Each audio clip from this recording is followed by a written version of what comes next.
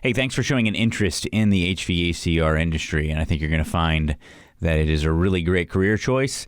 But I want to talk specifically today about the difference between the HVAC, heating, ventilating, and air conditioning side, and then the R, which we sometimes add to the end, which stands for refrigeration. So what is the difference between refrigeration, heating, ventilating, and air conditioning? The first thing I want to point out is the fact that when we say refrigeration, we're talking about commercial refrigeration.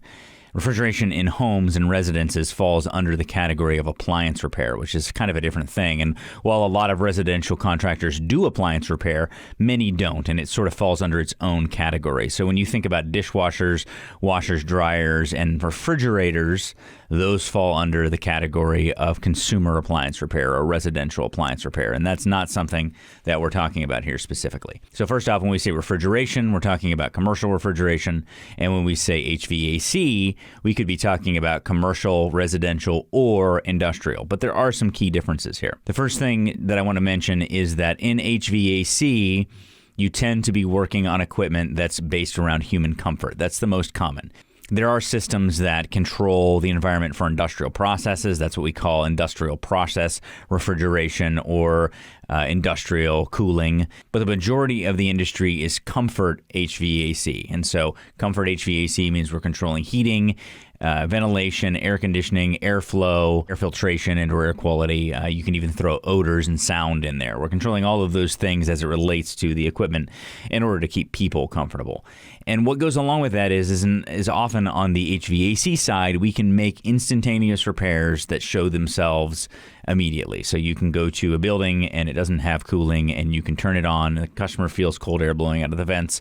The temperatures may not be down yet, but there's a sort of that instant satisfaction. You move on to the next job. In refrigeration, often we are making repairs and then we're waiting to make sure that the box temperature cools down, waiting to make sure that it goes into defrost. And so the nature of refrigeration, and I was told this when I was in trade school back when I was, 16, 17 years old at the time, that patient people tend to do better in refrigeration. People who are more detail-oriented, more patient. And so the way my instructor put it was refrigeration is the trade of old men because they like to, kind of wait for the ice machine to harvest and then wait for the refrigeration unit to go into defrost. There's a lot of waiting involved in refrigeration in comparison to air conditioning. So it requires a little bit more precision, a little bit more patience, a little bit more of a detailed mindset in general. But of course, like anything, there's exceptions to all of this. One thing that a lot of people will point out is that there seems to be a trend where there is quite a bit of money in refrigeration lately because there's a big shortage, especially in things like the grocery store refrigeration space or the market refrigeration space.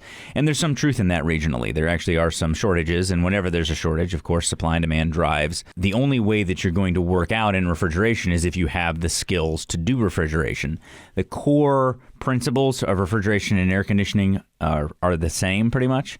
But in refrigeration, there's a level of importance to what you're doing because potentially you can lose thousands, if not hundreds of thousands of dollars of product if you make a mistake. So you really have to know what you're doing. And in general, there's very few schools that are going to teach the market refrigeration, for example. They're going to generally teach the smaller stuff. They're not going to necessarily be teaching the more advanced types of controls. So you're generally going to need to get a lot of that training from the manufacturers themselves, which is something I would always encourage you to do. Even if you're in HVAC and you want to get into refrigeration, I would encourage you to attend some of those classes, to read some of those resources that are available online. There's some really great resources available online from companies like Phoenix, from companies like Emerson and Parker Sporlan. There's many different resources available online so they can start to get you involved and interested in the refrigeration side of things, and there is huge opportunity there.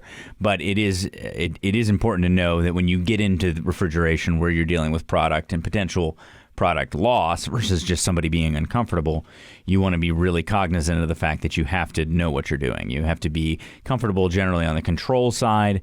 You have to be very technically adept. And because you're going to often be working with heavier components, like, for example, a semi-hermetic compressor, on a refrigeration rack is a very, very heavy part.